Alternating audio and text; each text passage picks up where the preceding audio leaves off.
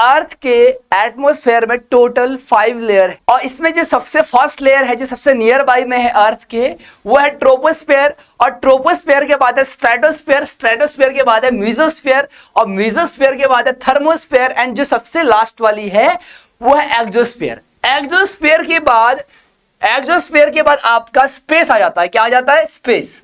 Exosphere के बाद आपका स्पेस आएगा, ध्यान से सुनिएगा, यहां पर स्पेस आएगा। लेकिन जो सबसे पहले जो लेयर है ट्रोपोस्फेयर, ये क्यों इंपॉर्टेंट है? जितनी भी आपकी वेदर फिनोमिना है, चाहे वो क्लाउड हो, रेन हो, स्टॉर्म हो, सब फिनोमिना कहां पर होंगे?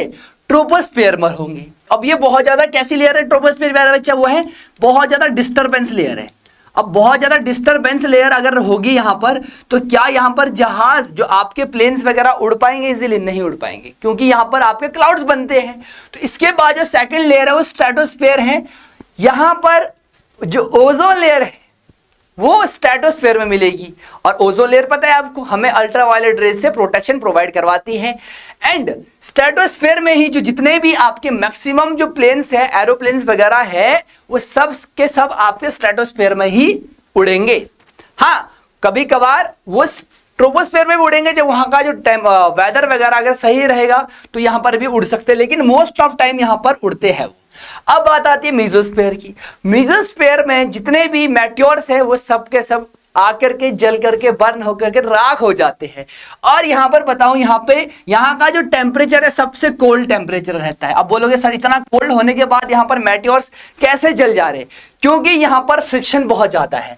अगर फ्रिक्शन होगा, फ्रिक्शन होने की वजह से यहां पर बहुत ज्यादा हीट पैदा होगी, जिसकी वजह से मेटियोर्स जल करके यहां पर बर्न हो जाते हैं और मेटियोर अर्थ में नहीं आ पाते। फिर बात आती है इसके बाद आपका है थर्मोस्फेयर। थर्मोस्फेयर को it is also known as ionosphere. और ये आपके जितने भी कम्युनिकेशन है, कम्युनिकेशन के लिए बहुत ज्यादा इंपॉर्टेंट है, क्योंकि जितने भी सैटेलाइट है, सब सैटेलाइट यहां पर लॉन्च किए जाते हैं थर्मोस्फेयर में। एंड इसके बाद लास्ट जो लेयर है वो है आपका एक्सोस्फेयर। और एक्सोस्फेयर के बाद आपको हाइड्रोजन और हीलियम गैस आपको यहां पे देखने को मिलेगी स्पेस में। एटमॉस्फेयर हमारे लिए बहुत ज्यादा इंपॉर्टेंट है।